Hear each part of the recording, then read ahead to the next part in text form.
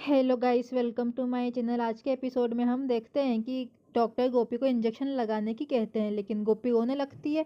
अहम पूछता है कि तुम्हें क्या हुआ। वो कहती है कि मुझे इंजेक्शन नहीं लगवाना, मुझे डर लगता है। लेकिन अहम कहता है कि गोपी, इससे कुछ नहीं होता। फिर कोकिला कहती है कि गोपी बहू, ऐसे डरने से काम नहीं चलता। लेकिन बीच में अहम कोकिला की बात काट देता है और कहता है कि गोपी तुम डरो मत। ये देख के कोकिला को गुस्सा आ जाता है। अहम अपनी बात कंटिन्यू रखता है और वो गोपी को समझाने की कोशिश करता है। फिर हेतल कहती है कि हम सब नीचे चलते हैं, अहम को गोपी से बात करने देना चाहिए। फिर डॉक्टर और वो लोग नीचे चले जाते हैं। फिर दूसरी तरफ राशि अपने कमरे में होती है। वो सोचती है कि जिगर ने उसका गिफ्ट देख लिया होगा और वो जब अब ऑफिस से आएंगे तो मुझे माफ़ कर देंगे और उन्हें पता भी चलेगा कि मैं अपने कितने एफर्ट्स लगा रही हूँ। फिर अहम गोपी को समझाता है। वो कहता है कि गोपी, सिर्फ इंजेक्शन से कुछ नहीं होता। वो कहती है कि लेकिन अहम जी, मैंने बचपन से कभी इंजेक्शन नहीं लगवाया, मुझे इससे डर लगता था। अहम कहता है कि गोपी, इससे कुछ नहीं होता, जैसे तुम्हें मच्छर और चींटी ने काटा वैसा ही लगता है, तुम डरो मत। लेकिन वो कहती है कि सिर्फ मैं एक बार लगवाऊंगी, इसके बाद तो मुझे नहीं लगवाना पड़ेगा ना। फिर अहम कहता है कि तुम अभी की सोचो, इसके बाद डॉक्टर पे डिपेंड है कि वो लगाते हैं या नहीं। फिर गोपी मान जाती है। फिर नीचे जिगर घर में आता है। हेतल पूछती है कि तुम्हें क्या हुआ, तुम इतने खोए हुए क्यों हो। वो कहता है कि कुछ नहीं, बस थकान हो गई है। फिर नीचे अहम आता है। वो कहता है कि डॉक्टर साहब, गोपी रेडी हो चुकी है इंजेक्शन के लिए।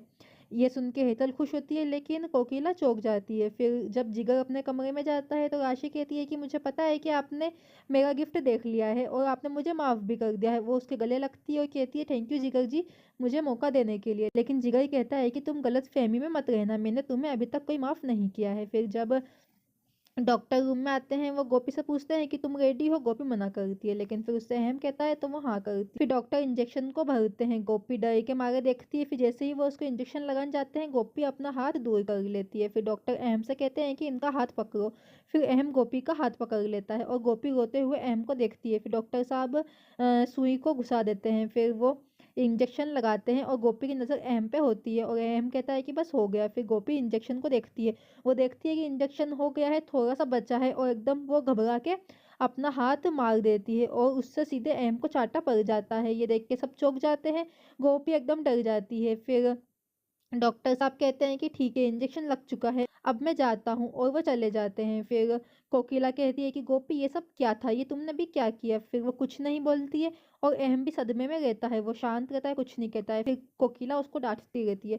फिर अहम कहता है कि कोई बात नहीं माँ, उससे गलती से हो गया, वो घबरा गई थी। ये देख के कोकिला को गुस्सा आ जाता है। कोकिला कहती है कि गोपी बहू अब बच्ची नहीं है। फिर गोपी कहती है कि माँ जी, मुझसे गलती से हो गया।